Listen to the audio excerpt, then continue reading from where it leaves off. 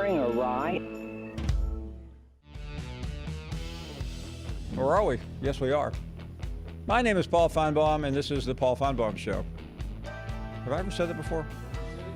I've always wanted to say my name a couple of times. Welcome to the program. It is Friday. Are we in a giddy mood? Yes, we are. Any reason for that? We have no idea. Put your seatbelt on. 4 hours of LSU conversation. This is the LSU Network. It might as well be LSU cleaning up at the College Football Awards. Maxwell Biletnikoff. Try saying that after a beer. Look at Joe Burrow. AP Player of the Year, Maxwell. Davey O'Brien. You think he might win the Heisman? Jamar Chase, Biletnikoff. Delpit. SDB. Ojara, Coach of the Year. Mike the Tiger, Tiger of the Year. So, AP, POI, Davey, all these guys have done it. And guess what they've also done?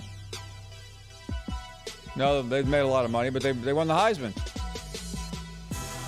Listen, what a night at the College Football Awards ceremony. It was a lot of crawfish etouffee down in Baton Rouge.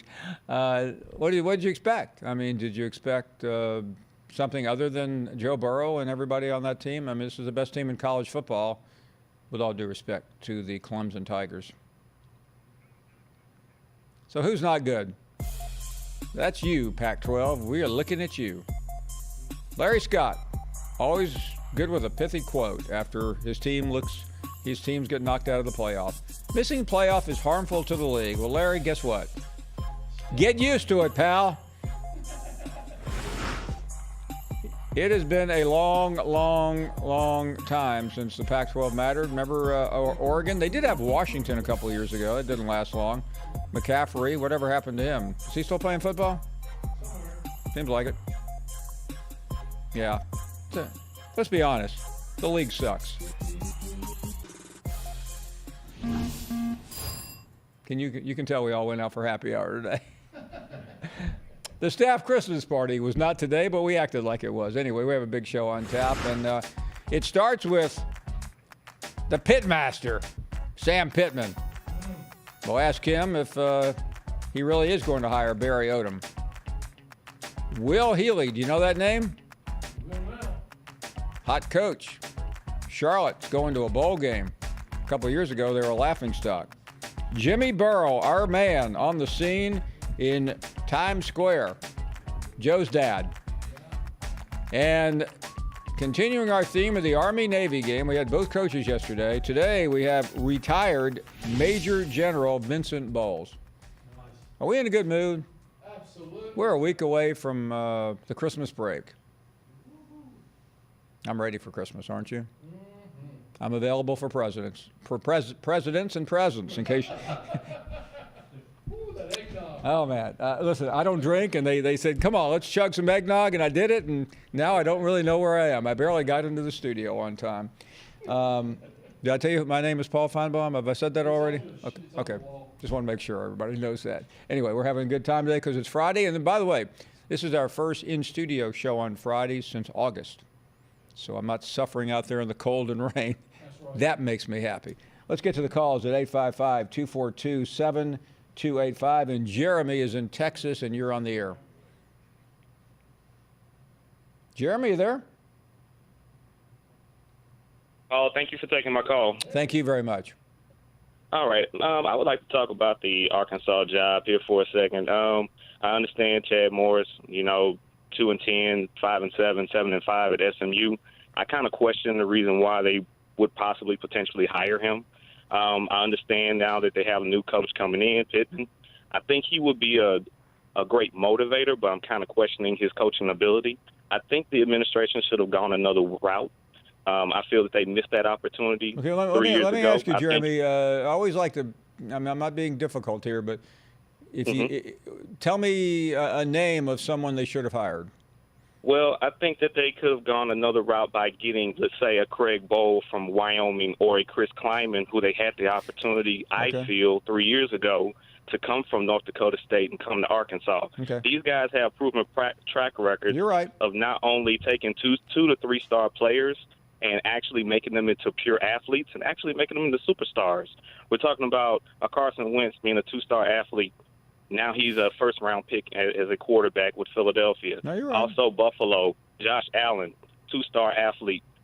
I feel that you have to be able to find those gems in recruiting, and I feel that those two coaches have proven themselves as recruiters, and I feel that they could be better motivators, and also important for the Arkansas program to kind of build themselves up a little bit. When we think about Arkansas football, we think about power football. Those two coaches teach power football. I feel that that would have been a great route. And this is coming from an LSU fan. I would like the rivalry to get back to a basis of, okay, it's competitive. Right now, it's not competitive. Well, listen, we've seen what happened this year at Kansas State. To your point, I don't know the answer to your question. I will meet Sam Pittman for the first time here in a few minutes. I'm really looking forward to it. I hear good things about him. But, if you had said to me a week ago, hey, there's $1 million on the line, you've got 10 shots at getting the Arkansas coach right, I wouldn't have gotten it. Right. Maybe 20 shots. Completely understand. Maybe 40 shots. But anyway, thanks for the call. Maybe $100 I could have gotten out of that. Forget $1 million. James is in Baton Rouge. Hello, James. Hey, how you doing, Paul? We're Happy good. holidays to you. Thank you very much. And chill out on that eggnog. Yeah, no. But anyway, I was calling just a couple things about these Alabama fans. Squirrel and what's his name? Squirrel and Larry. I was listening to them yesterday. Curly, Larry, and Moe. They're in withdrawals, I think. But they got to realize Alabama's been getting the benefit of the doubt for quite a few years. Twice they've made it to the show without even winning their own division, let alone the championship. You're right. So what they need to do, they need to suck it up, stop all this crying and talking bad about Ed Ogeron and Burrow and just look for and put their energy into trying to beat Michigan. So it's a new sheriff in town this year, and it's LSU, Tigers, and Ed Ogeron. That's what I just wanted to say today. Well, good to have you on. Thank you. New Tiger, and a new sheriff, not a new Tiger. Christian is up next in Florida. Hello, Christian. Happy holidays, Finebaum. How you doing? I am well, thank you. Yeah, I wanted to talk to you. First off, it looks like we could have some good competition in the playoffs for the first time in a couple of years because, let's be honest, last year with Notre Dame, they don't have a conference, right? Well, no, they don't. They rent space in the ACC. Right. And I also wanted to mention I got a pretty good start on my career, I would assume, in broadcasting. I started a YouTube sports channel. Wow. Well, so tell us about that. I'm thinking about doing the same thing. Well, I started it this week. I really only have a couple videos up so far. Tell me this, Christian, because I'm always looking for my next career. How do you start your own YouTube channel? Well, it has to do. You just got to have a Google account, and if you're on YouTube, really, you could, I guess, upload videos. I haven't done much yet, but I think it's a pretty good start. Well, that is a good start.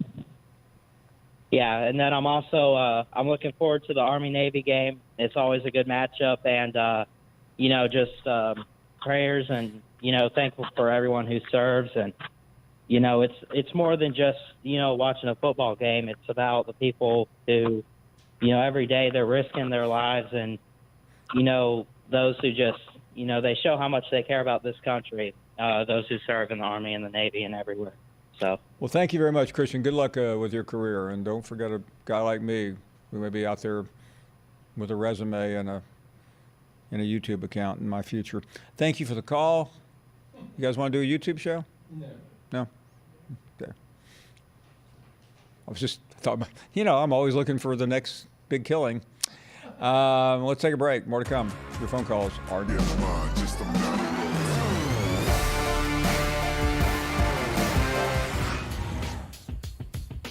The woes out west continue.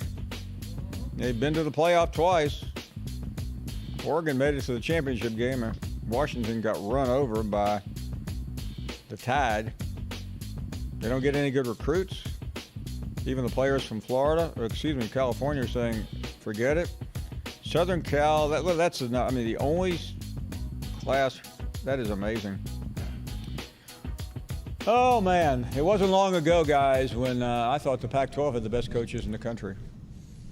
Those were the days. Yeah. Listen. Pete Carroll days? Are you talking Pete Carroll or are you talking playoff era? I don't remember. It's been too long. It was so long ago. But I like how people like Larry Scott. Let's be honest here, Paul. Whose fault is it?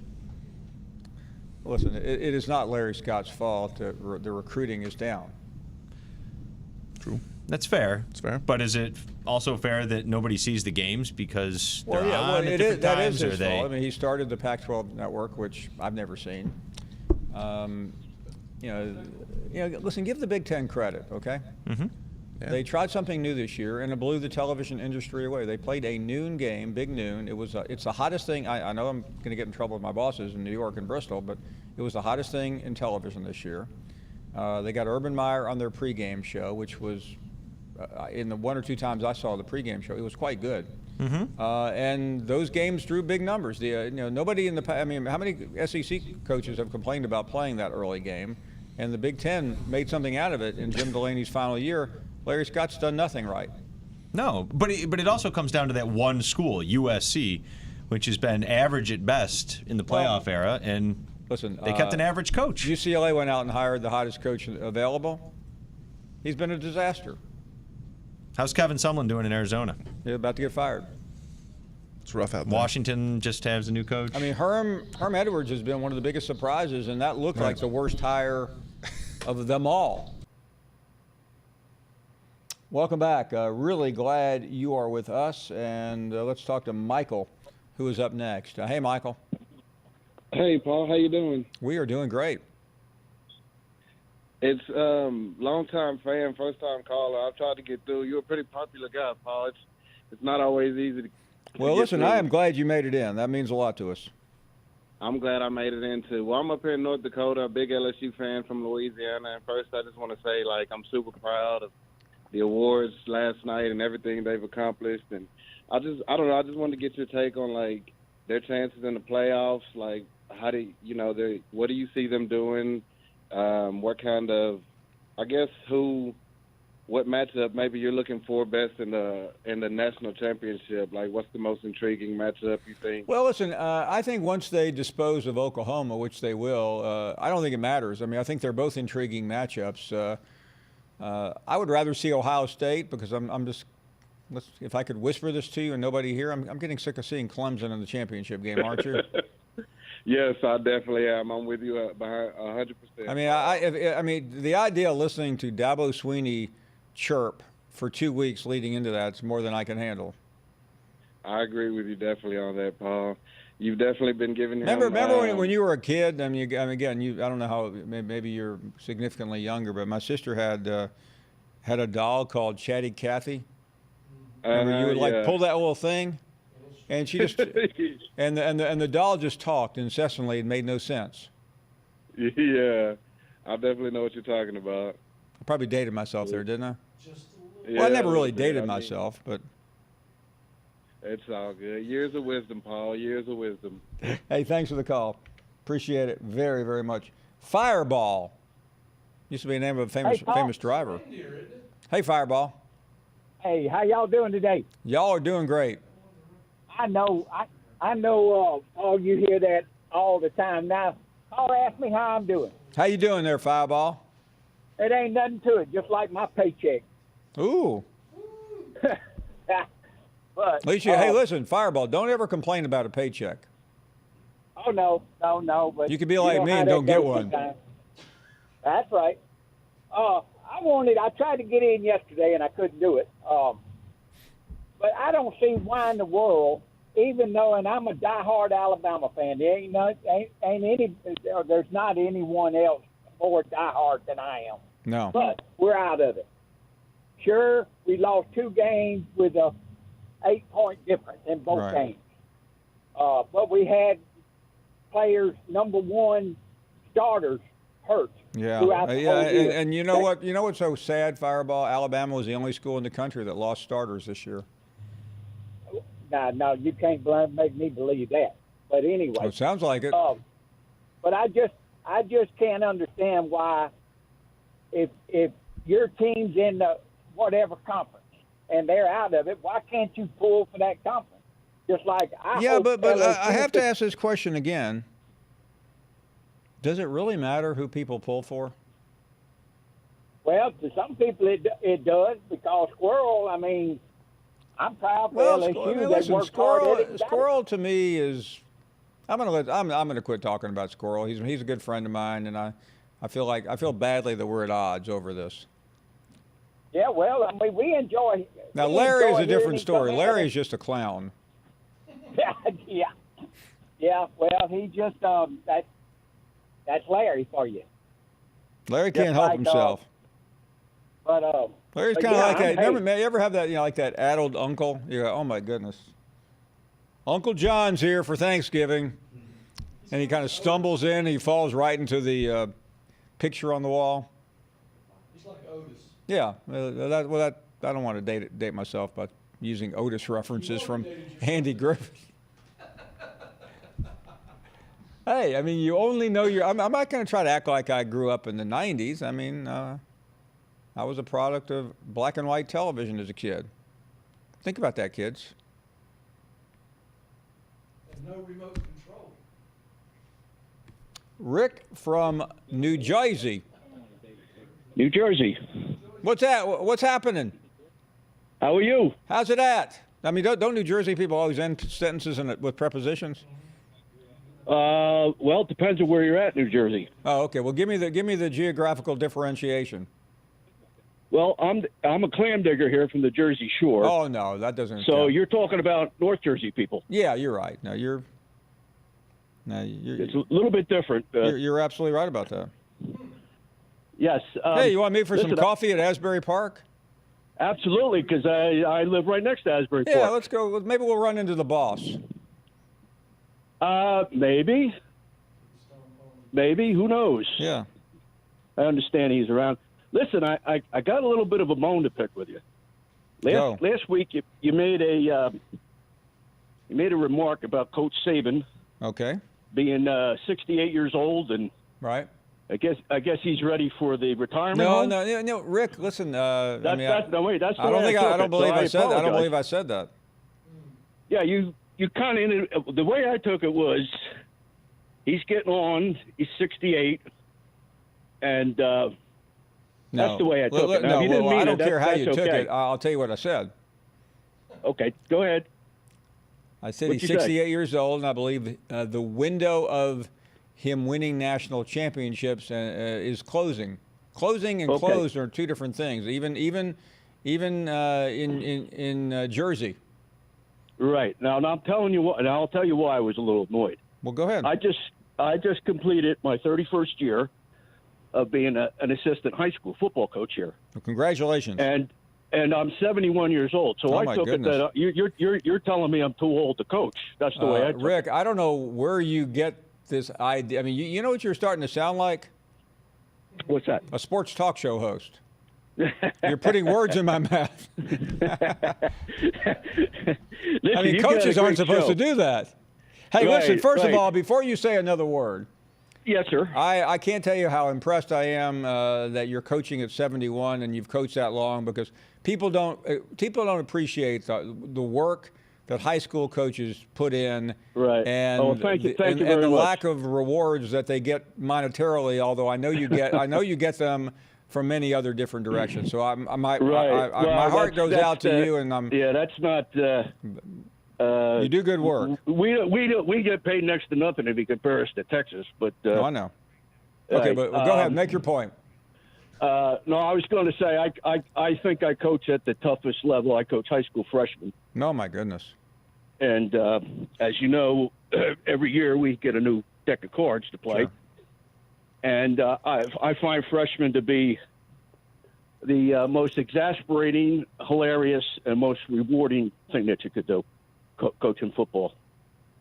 The biggest thing I get out of it, of course, is the improvement that the kids make from the first time they show up. We get a lot of kids that never played Rick, football, never wore equipment. At 71, what's your future look like? Well, I'm going to keep on going. Okay. I'm in pretty good health. I work out, still go to the gym. Oh, good. Been doing that for 50 years. So I've been rooting for Alabama since Pat Trammell there was the quarterback. Oh, my goodness. So You're going way back. I go way back. So for what's happened to Alabama, the only thing I can say about that is this. I've been up to the mountaintop, and I've been down in the valley, and I've been up to the mountaintop. As I walk through the and I've been valley down of in the the shadow valley. of death, I fear no evil. Yep, and I've been up to the mountaintop. So, like I tell a lot of people, listen, as you go, enjoy the ride. The law of averages catches up with everybody sooner or later. I think, okay, they slipped a little bit, but that's, we have next year and the year after and the year after that. Rick, I have to go to a break here because we have a coach waiting. But okay. First of all, we don't have any disagreements. I'm impressed with. No, I'm just kidding you around because I took it. Geez, he thinks he's old. I must be ancient. Yeah, well, you are.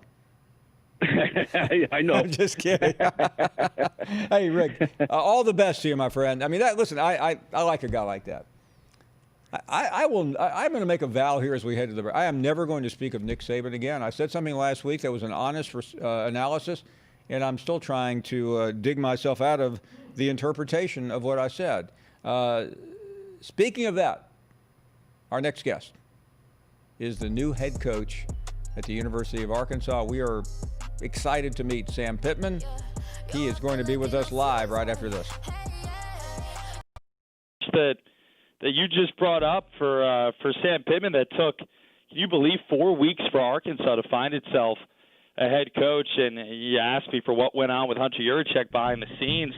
I'd be remiss if I didn't mention to you, the last time we talked a couple of weeks ago, all signs were pointing elsewhere. And so, did Arkansas end up getting the number 1, number 2, top 5 kind of candidate on their board? I don't think they got the top guy or two, but they certainly got somebody who wanted the job. And truthfully, this is a tough job right now, as you well know, and a job that is not in high demand for big-time coaches. So they probably didn't get their first or second choice, but they definitely got the guy who wanted the job more than anybody else. I think, Arkansas was interested in a guy like Lane Kiffin, who I thought, represented really well on your show, talking about his interest in Mississippi and a chance at the SEC again. And there's still some talk around here right now about what exactly went on behind the scenes. I heard a caller on your show just a little while ago, I think is privy to the same information I am, that Arkansas was deeply interested in Lane Kiffin and went pretty hard after him. And then, as you said yourself a few minutes ago, Paul, I'm hearing the same thing, that things didn't go much beyond that once we got into the middle of last week, it was very evident that Lane was not interested in Arkansas. And so what did that mean?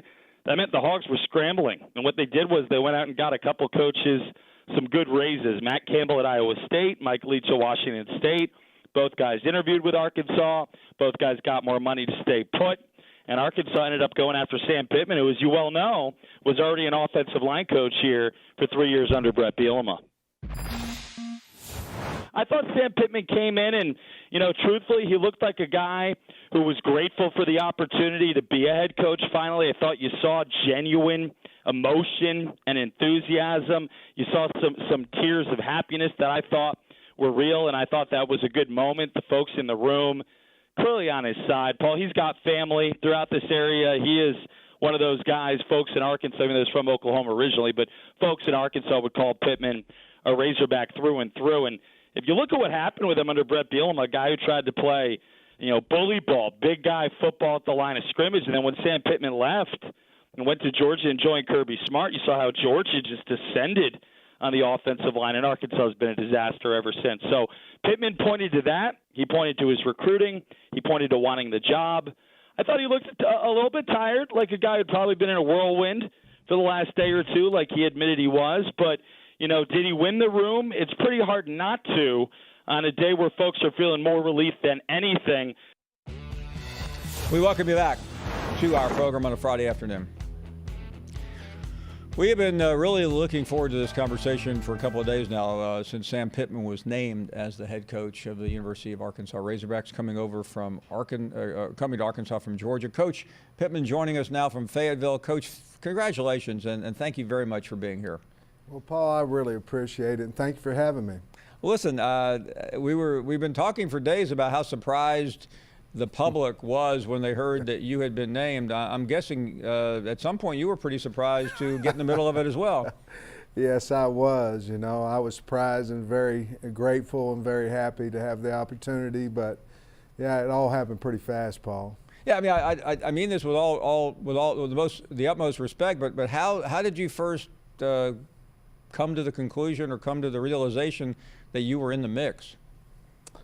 Well, it would have been sometime Sunday morning, and I got a call and I called my wife and I said, hey, you know, I think we're going to have a shot here. And of course, obviously, we're very excited. And then throughout the day, it just started happening a little bit.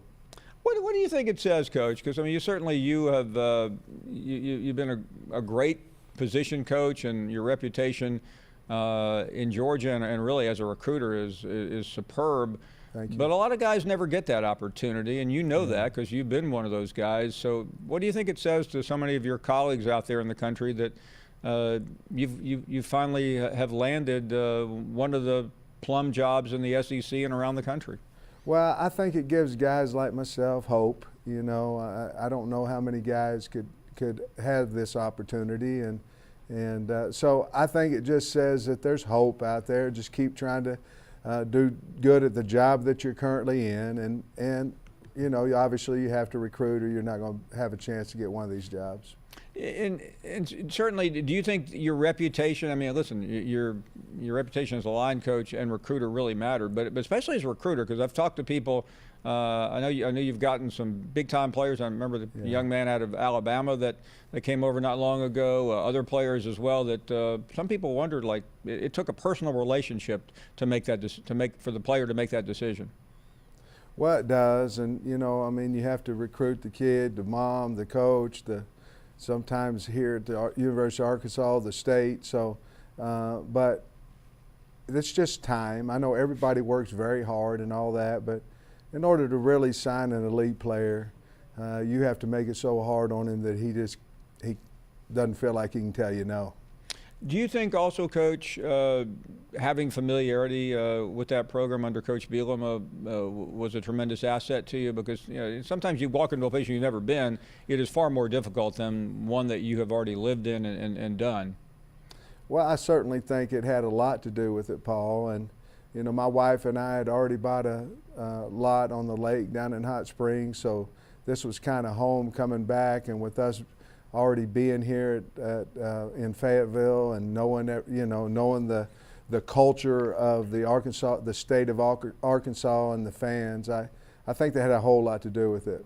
Coach, I know things are crazy. I mean, recruiting is coming to an end and signing day is around the corner, and it's been hard to have a lot of time to breathe, but there's been some speculation out there that you might bring in Barry Odom, the highly respected coach from Missouri. Can you comment on that? Well, I can tell you this, that I'm ecstatic that he's in his car headed down to Fayetteville as we speak. Yes, I'm ecstatic. Really, Paul, I felt like I needed a guy on my staff that had been a head coach and one that I could lean on and talk to, and there's really not a better person out there and a finer coach, finer man than Barry Odom, and I'm just blessed he's in his car coming down here. I know this. My job is supposed to interview you and not give commentary as we're talking, but I have to tell you, Coach, knowing Barry Odom, that's one of the smartest things I have heard from a coach in a long time, because he does. I mean, forget his defensive prowess. We all know how good he is, but his experience, I cannot imagine I can only imagine would be of great service to you. There's no doubt, and when I interviewed Paul, I said, you know, I think I can put together an outstanding staff, but I want on that staff some people that's had head coaching experience, and if I could get Barry, who's been a head coach in the Southeastern Conference, I just thought it'd be so much help to me, and I'm sure that it will. I know the job now is to recruit and to put a staff together, but I heard you say something the other day, and I really wasn't moved by it, but the genuine excitement. A lot of times you get to a certain state in life, and most of the people that aren't of a certain age can interpret that any way they want. But I mean, you don't get these opportunities. But you seem genuinely just ecstatic to be where you are right now. You know, I really believe that Arkansas is the greatest job in the country, and I do. And it's a different type job because the state of Arkansas are different people. You know, we're the only show in the state. You know, there is Arkansas State, excuse me, but we're the only SEC school in the state. There's no pro teams here. The state of Arkansas loves the Hogs, and it's a very special place. And you know, when I was a kid, Paul, I grew up about 75 miles from here, and I was a Hog fan back then, and just really never have lost the love for the Arkansas Razorbacks. Well, the questions will come fast and furious about turning this program around. And listen, we all know the record. There's no reason to harp on that. But how do you do it? How do you make this program viable again? Well, I think it's just hard work. I told them in my interview, I think we have to recruit our way out of this thing, and I think we can. We have very fine facilities here and a great administration. So there's really not a reason why Arkansas can't get back to the glory days. We needed to have the money to hire assistant coaches. They gave it to me. And we needed to have the support of the administration and the chancellor, and we had that too. But the facilities are here. We just have to get kids on campus, and I think we can certainly help ourselves once we get them on campus, because there's not a lot of people that know what we truly have here at the university. And I will say that as someone who's been there a lot of times, I mean, that is a unique place. It's a special place. It's a beautiful place too. Thank you. Yeah, it really is. And they, you know, I think they just recently put in $7.5 million in the end zone for a new locker room for game day and things of that nature. So the money's here, the commitment's here. We just have to get the players here. And when you've already been out there, and when you're talking to players, I know you've gotten some good results already, but you know, sales pitch is overdone. I mean, you seem like a guy that just looks somebody in the eye and say, "Listen." That's right. How do you recruit? Well, the same way that I received the opportunity to be the head coach at Arkansas, there's opportunity here. You know, we're not deep on our roster, even though we have 14 starters coming back and those things, but there's great opportunity, and everybody wants to play early in their career. And with that said, I do believe that we have and will continue to get some of the best assistant coaches in the country. So you have assistant coaches who are going to love and care, mentor these kids, and then, of course, you have the opportunity to get on the field early. Coach, it's somewhat of a loaded question to ask about expectations, and a lot of coaches hate that. But I am interested in as you look ahead to what this program is capable of in terms of success. What is it? Wow, that was a good question, Paul. You know, I think that I know we can win here. I know it's going to take some time, and we understand that. The state understands, the administration understands that. But I think as long as we show improvement and show that we are a physical, tough, relentless type football team, we're well coached, I think we can win football games. You know, when I came in here with Brett, we were 3-9, and then we went 7-6. Then they went 8-5, and they were kind of headed in the direction of where the Razorback Nation wanted them to be, and then it fell off again. But I think we can stride and get to that point again. How long it takes, I don't know. But obviously, I would not have taken this job if I didn't believe that we could win here. Even though obviously the pay salary was different and all those things, I wanted to win, and I believe that I was the guy that they could hire to win for the Razorbacks. We got your reaction as we and by the way, we're gonna gonna go into our treasury here at the SEC Network and buy you one of those earpieces that fit. I'm so sorry. That's okay. I'm so sorry. It keeps popping out. No, listen, Paul, I put it as far down in my ears. Don't lose it. Whatever you do, Coach. We talked about your reaction. I'm really interested in your family's reaction to when this was made official. Oh, it was awesome. You know, my wife and I went into the bedroom. We called her mother and father and my brother and my 3 sisters and asked them if they knew how to call them hogs and all that kind of stuff. It was just awesome. And then yesterday on the recruiting trail, I got an opportunity to tell my dad I was the head coach at Arkansas, and it was awesome. It was just awesome. It hadn't been a job for 5 days. It's been the greatest 5 days of my coaching life. Well, I have to tell you, I don't know you. I know of your reputation, and like a lot of people, we all shook our head when we heard the news, but That's right. I'm not shaking anymore. Thank you. Really impressed with what you've had to say here, and the Coach Odom hire too. Coach, come back soon. Thank you very much. Congratulations. Thank you, Paul. Thanks for being good to me. You've always been good to me. Thank you. Thank you, Coach. Wow. Sometimes you don't know what you're going to expect, but I liked what I saw there. That was very impressive. And again, if you missed the beginning of the conversation, he did confirm that Barry Odom is in his car right now driving to Arkansas to become the new defensive coordinator. That's a big story. We'll take a break. More to come after this.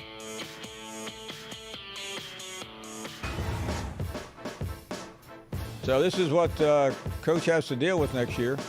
At Notre Dame, second game of the year, that's always a good one to get an indoctrination into big-time college football. Alabama, Tennessee, the crossover. Alabama, LSU in back-to-back weeks. That's Ouch. easy. Welcome to the SEC West. How about Barry Odom going back to Missouri on the 28th? That's cool. I like that. That's wait, cool. No. That game's going to be in Kansas City. Oh, is it? Yeah. You're right. I just noticed that. Yeah. Barry Odom going to Kansas City. yeah, exactly. All right, Paul. So impressions. Listen, can't help but like the guy. I mean, when he said after getting the job he took his wife into the bedroom, he got my attention. right, yeah. We didn't know where it was going at that point for sure. I like it. First time we've heard from Coach besides the press conference, and he's out recruiting, he's out doing his stuff, and like you said, you got to build. You got to continue to build to get Razorback football back where it always where it was. Chad Morris won the press conference. He was slick. He sold everybody a bill of goods, and you know what? The check bounced. Yeah, most explosive offense in the country never really materialized. I got ties to Texas. I'm gonna go recruit those boys down there. Mm-hmm. Yeah, great. Yeah, I thought Coach Pittman. He wrested his son away from Dabo's clutches, but yeah, I thought Coach Pittman was pretty realistic. It seemed like about what the challenge is there, and that maybe the best pitch he has to some of these athletes is playing time and the availability to get on the field in a thin roster. But hey, that you can start there and build something from that for sure if you coach them up, right? Yeah, I mean, Paul, the big thing about Arkansas, right? You want to take all the kids from the state and make sure they go to Arkansas. Do you start something like that? Well, there's not enough players to matter. But you have, and maybe because I'm from the South and grew up on the Arkansas border, not that border, but you just have to be relatable, and this guy was relatable. He wasn't a snake oil salesman. He was just down home. 1,000 country songs have been written about guys like Coach. Welcome back. Glad you are with us, and let's check in with Andre. Andre, good afternoon. Coach Brooke Benton says a rainy night in Georgia. Feels like it's raining all over the world. Yeah. Oh, yeah, Coach. Look, Coach, what a great interview. Thank you. The problem is he seems like a real nice guy. He does. I'd like to have him as like a brother-in-law. Right. The problem is, Coach, he's in the mighty SEC West. He is, so you're right about that. You go on 24/7 Sport right now, the top 10 teams in recruiting, 6 of them are from the SEC. Well, 4 of those 6 are from the SEC West. And you know who they are, Coach. Oh, sure. So that's the problem he's dealing with. And well, I remember Andre a couple of years ago. I was interviewing Kevin Sumlin. It was early. Right. It was like in 2014, and it was on National Signing Day, and they came in. I can tell you what he told Go you. ahead. And well, see, that year there, he finished third in recruiting, and he told you, I got two more teams from the same division over me, and it was LSU and Alabama. You're absolutely right. I mean, he finished in the top 3 in the country, but he was third in the SEC West. Right. And I would tell the coach to go to Texas and hire some of the top high school coaches and bring them in to help him to recruit, like Rule did at Baylor, because that's where they're going to have to get most of their talent from, is Texas. What do you think, Coach Finebaum? Yeah, I mean, listen, that's where Arkansas has to go, and I'm not a recruiting guru. I just know Arkansas is a small state. And, yeah, it's produced some great players in the past, but you're not going to survive just on that. And you have to be smart. The fact that he's a line coach, I think, will tell you that he'll build from the front back, and that's important. Well, Coach, I always say it's not X's and O's, it's Jimmy's and Joe's. And if you don't have talent, you're not going to win. That's just how it goes. You may sneak up on somebody and win a game every now and then, but you're not going to get to the top of the ladder and be consistent with 1 and 2 stars. It just doesn't work like that. And when people say that these recruiting rankings are not valid, are not worthy, well, you know what? Go look at these national championship winners. These coaches that say that, they're not recruiting at the top of the food chain. Thank you, Coach Finebaum. Thank you very much. Great to have you on. Let's check in with Poodle next. Hey, Poodle. Hey, Paul. How are you doing today? I am doing great. Thank you. Hey, I wanted to ask you, did you ever finish watching that HBO special with Belichick? I must say, sadly, no. I started watching it the other night in New York, and I still have half of it to watch, which I will do this weekend. How was it? Did you see it? Yes, sir. It was a great show.